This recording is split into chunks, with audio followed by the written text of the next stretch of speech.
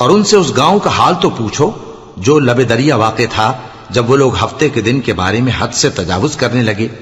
جبکہ ان کے تعطیل کے دن یعنی سنیچر کو مچھلیاں ان کے سامنے پانی کے اوپر آتی، اور جب ہفتے کا دن نہ ہوتا تو نہ آتی۔ اسی طرح ہم ان لوگوں کو ان کی نافرمانیوں کے سبب آزمائش میں ڈالنے لگے۔ اور جب ان میں سے ایک جماعت نے کہا کہ تم ایسے لوگوں کو کیوں نصیحت کرتے ہو جن کو اللہ ہلاک کرنے والا یا سخت عذاب دینے والا ہے، تو انہوں نے کہا اس لیے کہ تمہارے پروردگار کے سامنے معذرت کر سکیں، اور عجب نہیں کہ وہ پرہیزگاری اختیار کریں۔ پھر جب انہوں نے ان باتوں کو فراموش کر دیا جن کی ان کو نصیحت کی گئی تھی، تو جو لوگ برائی سے منع کرتے تھے ان کو ہم نے نجات دی، اور جو ظلم کرتے تھے ان کو برے عذاب میں پکڑ لیا کہ نافرمانی کیے جاتے تھے۔ غرض جن اعمال بد سے ان کو منع کیا گیا تھا،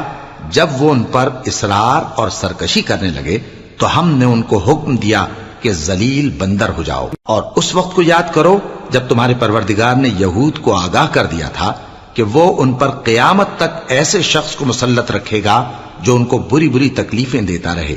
بے شک تمہارا پروردگار جلد عذاب کرنے والا ہے، اور وہ بخشنے والا مہربان بھی ہے۔ اور ہم نے ان کو جماعت جماعت کر کے ملک میں منتشر کر دیا،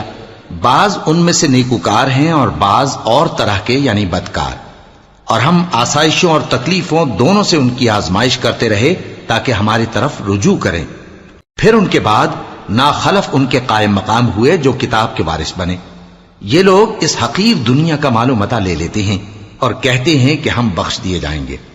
اور اگر ان کے سامنے بھی ویسا ہی مال آ جاتا ہے تو وہ بھی اسے لے لیتے ہیں۔ کیا ان سے کتاب کی نسبت عہد نہیں لیا گیا تھا کہ اللہ پر سچ کے سوا اور کچھ نہیں کہیں گے؟ اور جو کچھ اس کتاب میں ہے اس کو انہوں نے پڑھ بھی لیا ہے،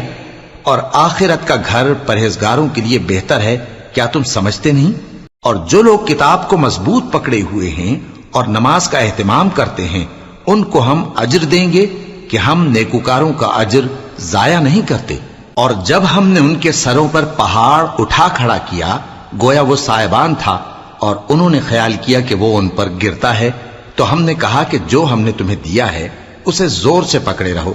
اور جو اس میں لکھا ہے اسے یاد رکھو تاکہ پرہیزگار بن جاؤ۔